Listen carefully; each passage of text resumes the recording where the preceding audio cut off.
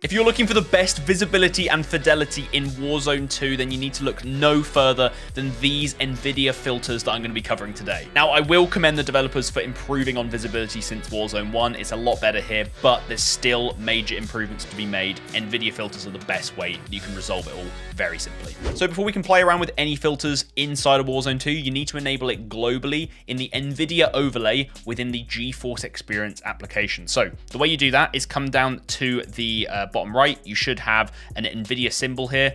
Nvidia GeForce Experience should have come with your driver unless you've actively avoided using GeForce Experience. I'd recommend you go get it. Just right click down here and then you're going to go to GeForce Experience, not the control panel.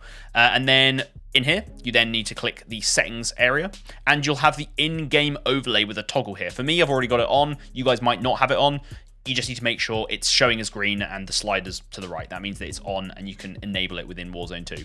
By default, when we get in, it's going to be Alt-Z to open up that overlay and start tweaking the filters. You can change that to whatever you want in the settings down here and we're good to go. So let's now jump into Warzone 2 and begin playing around with filters. Now, before we go any further, I understand Warzone 2 can be pretty annoying right now, pretty frustrating. So while you're waiting for more of my content to come out that's going to be helping you guys out, getting the game working as good as possible, why not check out Top 11 on mobile, today's kind video sponsor. Top 11 is a free-to-play football management mobile game available on Google Play, App Store, Huawei, Microsoft Store, and even web browsers. It's a whole football universe in your pocket where you'll lead your club, create a stadium, and sign a team of superstars. You and your friends can even team up to win championships together. Once you've then got your star-studded team, you then get to watch the live matches play out in stunning 3D in real time against other managers from all over the world, getting you as immersed in every moment as possible. With football being so massive right now, Top 11's being played by 260 million players worldwide with a rating of 4.6 stars from more than 5.5 million reviews. There's endless fun to be had, including limited time events, competitions, and prizes happening during this Top 11 season to celebrate this special period in football, so be sure to join right now. Head to the description and click the link to download Top 11 on whatever device you want to make sure you're not missing out on everything that's currently on offer. So you want to make sure you jump into an actual game. Ideally, DMZ is going to be better than Battle Royale because you've got more time, you haven't got a circle chasing you, you haven't got people with a bounty on your head. It's just going to be a much easier experience.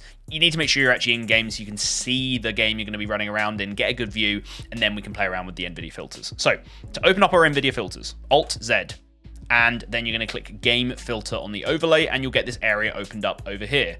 You've got three options, style 1, 2, 3, or off. Simply off means it's just turning off any of your filters you've got saved. And then these style areas are where you can set up your sets of Nvidia filters as you want. I'm going to go to area 2 because I haven't got any defaults or anything set up in here. So it'll be the same as you guys following along. So the first filter we're going to add is going to be brightness and contrast. This is going to be all about improving the overall lighting in the game, where it's not too bad to start off with, but there are still some dark areas and there's some areas where things are a bit too bright and overexposed. So open up brightness and contrast and it will start doing something straight away once you pull it in, but we're going to change these settings anyway. First thing to do is grab your highlights and bring them all the way to -100 and then bring your shadows all the way to -100. You're going to be like, whoa, this looks terrible. And yeah, it does. What we've done is we've flattened out the lighting overall. We've taken all the highlights, the really bright areas, and we've made them darker. We've taken all the shadows, all those hidden dark areas where rose skins can camp in. We've not really got rose skins, but we've got that new LA Thieves skin, basically the new rose skin. It's going to make them a lot brighter. So overall, the lighting just becomes kind of uniform across the screen, which is why it looks so flat. The way we're going to bring back some of the contrast is quite obviously with the contrast slider. We're going to bring this up to a starting point of around 40 to 50%. I'm quite liking around 46%. It just brings back some of that nice contrast without making the dark areas dark again and the light areas too light again. It just makes the overall image look nicer than it did before. And then we'll play around with these exposure and gamma sliders. The first one I'll touch is the gamma area. I actually find if you bring this down a little bit, it seems to keep things very nice and clear without actually bringing down the overall brightness too much. So I've found somewhere around -16, -14% works really nicely on my monitor. You need to play around until it looks nice for you. And then for exposure, I found leaving it at 10% actually works pretty well. I don't feel like I need to change this. Setting up the contrast, highlight, shadows, and gamma like this, we're getting some really nice uniform lighting overall across our scene. Next, we're going to tackle colors. Once again, colors are already pretty good in this game, but we're going to make them pop just that little bit more and also focus in on some colors in the palette that are kind of missing in Al Mazrah. So we're going to add the filter color. okay? And by default, this is going to make everything look pretty horrific. So the first thing we're going to do is we're going to change our tint color.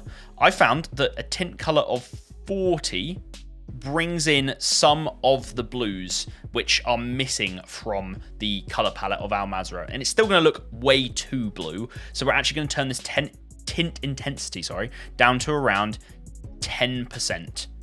And it's just adding in a load of the colors that we previously didn't have. It makes the overall map look a lot less orange. I know it's a desert, but this is going to level out the color palette overall and make it look just generally nicer to look at.